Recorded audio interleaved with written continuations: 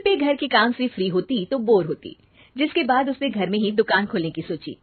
अरे ये इतने सारे कपड़े, अरे बहू क्या करेगी इनका?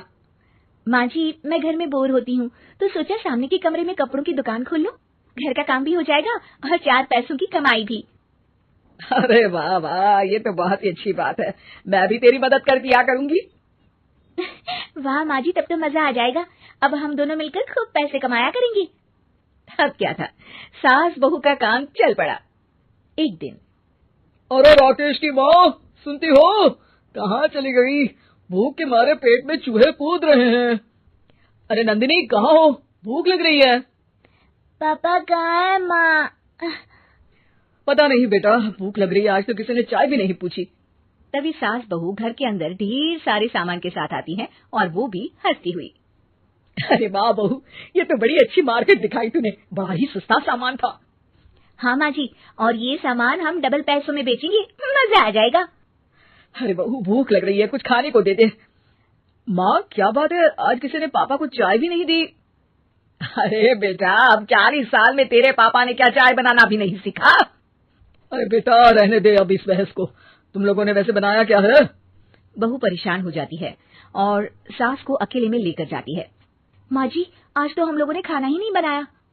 अरे बेटा, बाहर के छोले भटूरों से पेट इतना भर गया कि याद ही नहीं रहा कि घर में ये लोग भी हैं खाना खाने के लिए। अब क्या किया जाए? तभी घर में एक महिला आती है। जी, वो सुना है आप लोगों की यहाँ साड़ी बिकती है, जरा दिखाएंगे क्या? हाँ हाँ, क्यों नहीं। माँ जी, आप इन्हें साड़ी दिखाइए, मैं तब तक पिताजी और इनके लिए खाने का इंतजाम करती हूँ।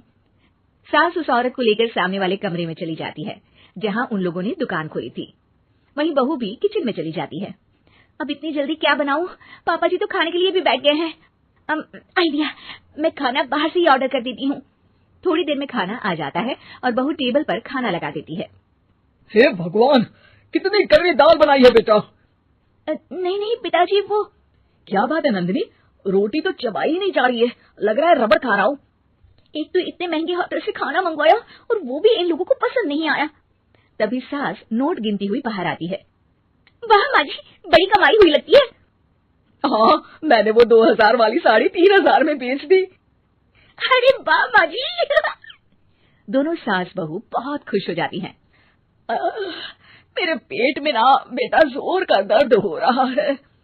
अरे माँ, क्या हुआ? पेट में दर्द? बाहर का कुछ खाया था क्या? मैदा तो नहीं खा लिया? मैंने छोले भटूरे खाए थे। माँ क्यों खाए? आपको तो पता है कि आपको मैदा सूट नहीं करता। चलिए माँ को डॉक्टर के पास ले जाते हैं। तभी अंदर से पापा की आवाज आती है। हे भगवान, मेरा तो पेट खराब हो गया। सब पिताजी के पास जाते हैं। पिताजी, आपको क्या हुआ? खाना बासी था शायद। अरे पिताजी, नंदिनी जानती है कि बासी खाने से आपकी तबीयत खराब हो जाती है, तो वो ऐसा क्यों देगी, है ना नंदिनी?